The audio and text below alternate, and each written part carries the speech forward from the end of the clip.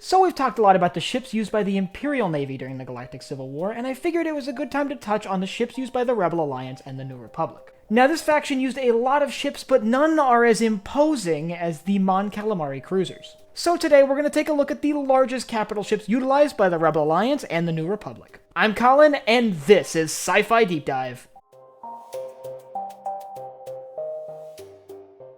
Remember, if you enjoyed this video, to head down below and hit that subscribe button. So the various types of Mon Calamari Cruisers have become icons of the Rebel Alliance and the New Republic. Their shields and imposing size made them capable of going toe-to-toe with Imperial-class Star Destroyers, which in the later days of the Rebel Alliance and the early days of the New Republic was a valuable asset. In general, there are three types of Mon Calamari Cruisers we see a lot during the Galactic Civil War. There's the MC75 model, which includes ships like the Profundity, which we see in Rogue One. And then there's the two variants of the MC80. The standard MC80, the most famous of which being the Liberty, which was present at the Battle of Endor, and the MC80A, most famous of which being the Home One, which was the Rebel flagship at the Battle of Endor. Now, as their name suggests, Mon Calamari Cruisers were built on Mon Cala by the Mon Calamari. In fact, the shipyards on Mon Cala that made these ships made Mon Cala an important strategic asset for the New Republic. Interestingly, a lot of Mon Calamari ships that would end up in the service of the Rebel Alliance weren't even built to be ships in general.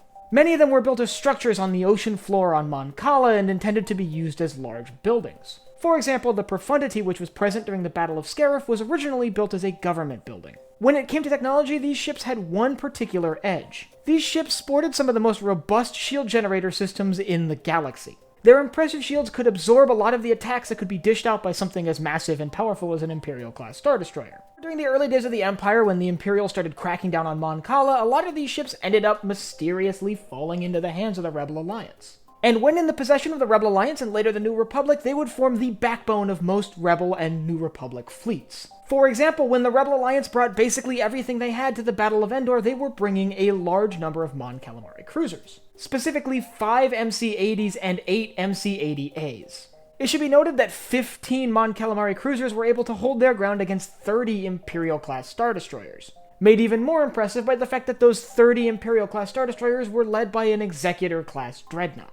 Let's discuss a few examples of some of the more well-known Mon Calamari Cruisers. First off, obviously, we have the Home One. The Home One was an MC80A which served as Admiral Ackbar's flagship during the Battle of Endor, and it likely remained his flagship through the remainder of the war. As his flagship, the Home One would be where Admiral Ackbar would command the Rebel fleet during the Battle of Endor. The next is the MC80 Liberty. While the Liberty was just one of many ships in the fleet, it took notoriety as being one of the first ships destroyed when the second Death Star super laser was fired. Its destruction threw the Rebel fleet into chaos and would ultimately cause them to retreat into the advancing Imperial fleet. Then there are two MC75s that are worth discussing. First off is the Profundity. The Profundity served as the flagship of the Rebel fleet at the time of the Battle of Scarif. It was from the Profundity that Admiral Raddus commanded the Rebel forces that were assaulting Scarif in an attempt to recover the plans for the Death Star. Unfortunately, at the end of the battle, the Profundity would be abandoned by Rebel forces retreating, the arrival of the Devastator and the Death Star. The other Mon Calamari cruiser I want to talk about today is the Temperance. The Temperance serves as the flagship for Vanguard Squadron during the events of Star Wars Squadrons.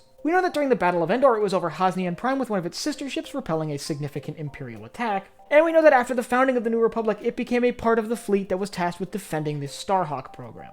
Now there's a lot more to say about the Mon Calamari cruisers, but today I just wanted to give a brief overview of the ships in this category and the role they played during the war. If you want to learn more about some of the fighters that would have launched from these ships, I'll leave a link up here to my playlist on starfighter lore, specifically focusing on starfighters of the Galactic Civil War. And I want you to let me know down in the comments which of these Mon Calamari cruisers is your favorite. Do you like the newer Disney designs like the Profundity, or do you prefer the classic designs like the Home One or the Liberty? And if you enjoyed this video, head down below, hit the like button, the subscribe button, and the bell icon so you get notified when I upload new videos. So for Sci-Fi Deep Dive, I'm Colin, and I will see you next time.